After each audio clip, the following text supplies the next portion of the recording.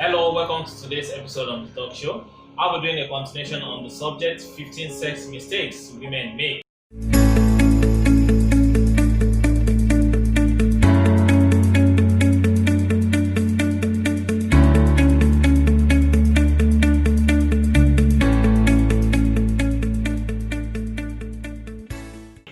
The ninth mistake women make is assuming a man is always ready for sex.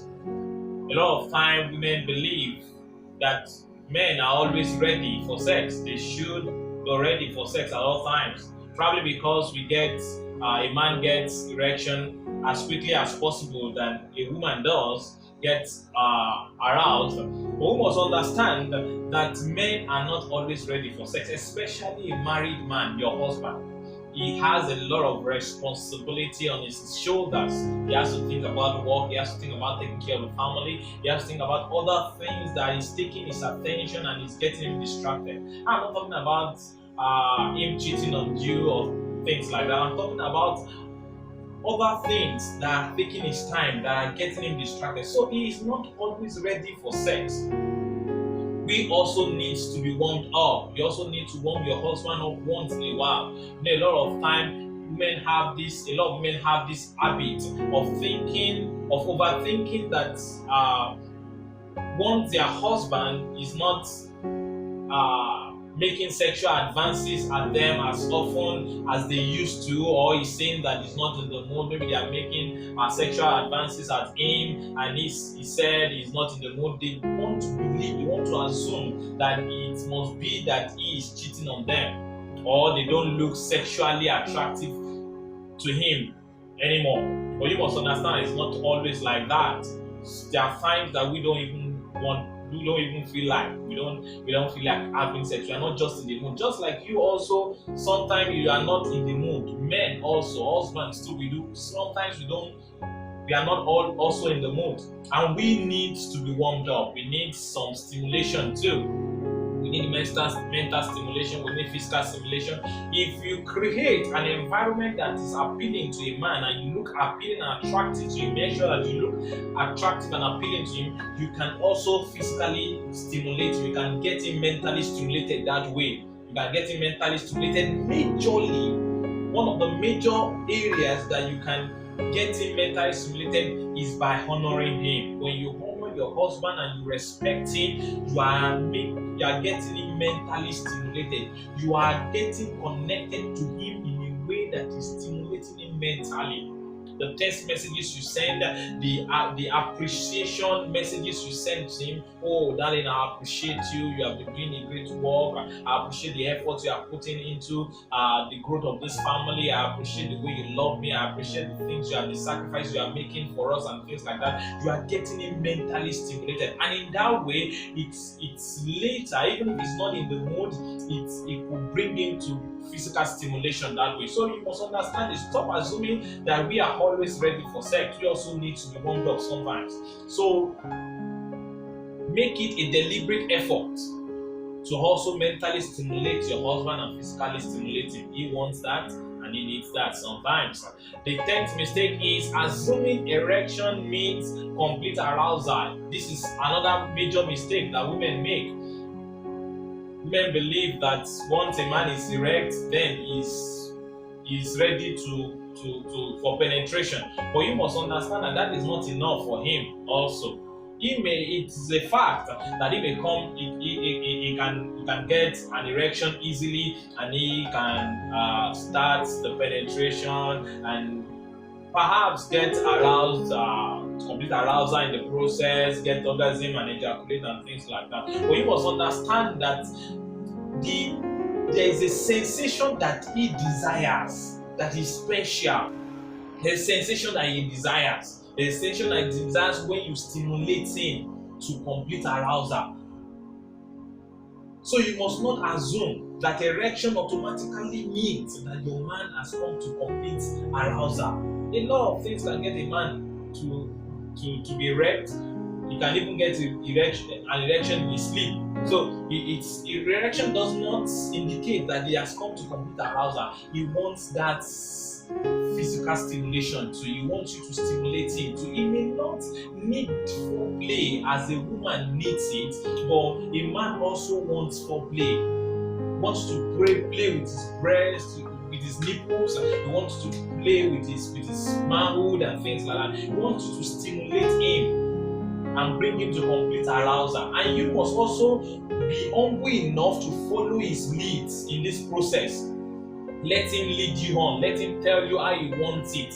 Let him tell you the way he wants it. And do well. A wisdom tip here. Do well to get your hands well stimulated. If you want to stimulate your husband, now get your hands, get good lubricant, enough lubricant. Get enough lubricant to stimulate him very well so that you can get smooth friction and you won't cause him pain that way. Now, follow his leads. If he wants you to be fast and you are too slow, you won't get him there. If he wants you to be slow and you are too fast, you won't get him there. Another thing you must consider is there are times that a lot of time he doesn't want to ejaculate early or through that means. So you must follow his leads such that you can tell you, oh, pause, because it's almost getting to the point of no return. So he can tell you pause and you pause. That way you won't, when you follow his lead, you won't leave him frustrated, because if you continue when he wants you to pause, you can come before time and you leave him frustrated. He may not show it, but that is not his desire. That is not what he desired. And you must understand it. So don't assume that an erection, because your husband don't assume that erection means that your husband has come to complete arousal. He also needs to be stimulated just like you do. He wants foreplay too. The 11th mistake that women make is overthinking or being mentally distracted during sex. Different things. There are women that even in the sexual act, a lot of things clamor their head. They are thinking about it. They are not thinking about how they look. They are suspecting one thing or the other. They are thinking, oh, if the husband has not been initiating sex as he used to, you'll be thinking, oh, is he seeing someone else? If he's initiating sex too often, you'll be thinking, oh, hope it's not that he's seeing me like just only as a sexual object. A lot of women overthink a lot of time. They just overthink. The things that they ought to ask questions, the things that they ought to make inquiries from their husband about, they overthink it until it clamors their minds and it gets them too anxious and worried and things like that. Stop thinking too much, especially when you are in the sexual act. Take your minds off every other thing. I know a woman has a lot of responsibility as well, looking after the home front, looking after getting things done in a place of work, taking care of the children, taking care of the husband, thinking about, the meal we will cook tomorrow morning and things like that, or in the night and things like that. Now I want you to practice a disciplined mental concentration, mental focus. When you are in the act, bring all your mind to that act. Refrain from being mentally distracted. Sometimes women can be thinking, what will my husband be thinking? They just want to get into their husband's mind. Hope he's not thinking that I'm loose with all these moves that I'm giving him. My dear, he doesn't even care about that one. He's not thinking about it. Stop overthinking. Stop being mentally distracted. Get in the game. Get in the act. When you are in the act, you get stimulated more. You get more aroused. You bring yourself to arousal earlier and things like that. You even enjoy the act more. And the more you are enjoying the act, the more he is also enjoying the act. When you are mentally distracted, he can see it. He can read it over. Most likely, and if he can see it and read it, then you are also distracting him as well. And if both of you are distracted, definitely you will leave yourself sexually frustrated, and you don't want that. If you want sexual fulfillment in your marriage, then you must read yourself. You must stop making the mistake of overthinking or being mentally distracted during the sexual act, and that is very important. The 12th mistake women make is sex time is talk time. What do I mean by this? A lot of women, when it is sex time, that is when they know they have one request or the other, they need their husband to meet or the other. They use that opportunity, that avenue to talk about every and anything. They talk about their work, their project they were thinking about. They'll be talking about different things. I mean, different things, family matters, things that are not sexually related. And in that way, you are making your husband to see that you are using sex as a bait for him to listen to you. If he's not listening to you before, try to get him to listen to you. Try to work on it. Don't use the sex time for the talk time. Don't use it to talk about things that are not sexually related. If you continue that way and he sees that time and he sees that you are using sex as a bait for you to get your request taken before him, most likely on the long run he will try to refrain from sex completely, because he knows that anytime she wants to have sex with me, or anytime I want to have sex with her, that is the time she knows that she wants to make one request or the other. Because obviously, once you are not talking about things that are sexually stimulating, then he is not getting full satisfaction. And if he's not getting full satisfaction and you are boring him with your requests, family matters, and other discussions during the act, then most likely he will try to withdraw. And once he withdraws, you are exposing your home to sexual temptations. Don't do that. If the talk is not sexually stimulating, shut it up. Shut it up. Only talk about things that will be sexually stimulating. In fact, a lot of times when you talk about things that are not sexually stimulating during the act, you are simply distracting your mind off the act. And once you get yourself distracted off the act, then the fire that you have been building, the sexual fire, that urge and the fire that you have been building before starts to come dim.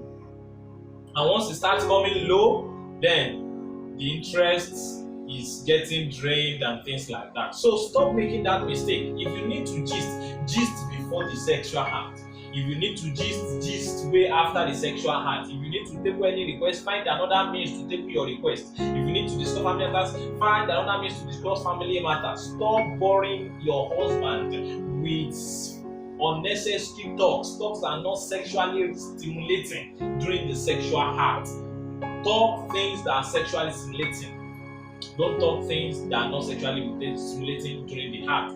Now, another mistake that women make, the 13th mistake that women make is sex is for baby making. A lot of women believe that sex is for baby making. So when it's sex time, is baby making time. So when they are not planning to make new babies, there shouldn't be sex. I understand that probably it is your upbringing that is affecting you, or perhaps the first night maybe you married as a virgin and your husband ignorantly sexually related with you the first night. Maybe he doesn't know how to make it more soothing and less painful, and now you have developed a certain dread and fear and for the sexual act. So that's made you not to be open to the heart with your husband. I understand that. Then you need to work on. You need to talk to your husband about that. Do research on that. Get more knowledge. Also encourage your husband to get the right knowledge. You can get counseling and things like that. Now, however, you must understand. You must rid your mind from the assumption, from the mindset that sex is for baby making. Sex is not just for baby making. If sex is only for baby making, then it means that it's only when we want to make babies that we will have sex. So the pleasure is simply taken out. The pleasure of the sexual act between a wife and a husband is taken off the table completely if sex is simply for baby making. No, sex is not just for baby making. Sex is for love making. It is an overflow. It is an overflow expression of love between a man and a woman in the marriage institution. It is an overflow of the mental and the emotional connection. So you must understand it. Stop that. Stop. Rid yourself from that belief. Rid yourself from that ideology. So women, when their husband, if their husband touches them to initiate sex with them, they get start to ask questions. Why are you touching me? Why do you want us to have sex? Are we planning to make another baby? And you wonder, is it just for baby making? No, it's not for baby making alone. Sex is for you to enjoy in the marriage institution. It's for love making, and it's an expression of your love towards each other. It's a fellowship. It's a covenant expression. It's a fellowship expression. It's a communal thing. It's like a communion between your husband and your wife, between yourself and your husband. It's a communion. So you must understand this, that sex is not just baby making. Babies are just a product of the communion. The major thing is the communion, and you must understand this. The 14th mistake is focusing on your body flaws during the sexual act. A lot of wives, they focus on their body shape, their body size, their body look during the sexual act, and they are concerned about how their husband is seeing them naked. They are concerned that their husband is seeing their flaws. They are concerned that their husband is seeing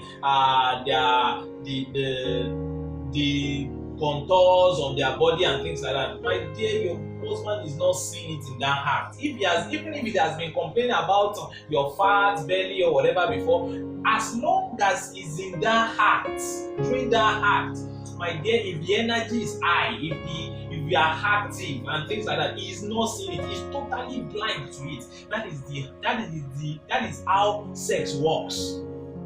At that instant, he's not seeing it. So snap out of that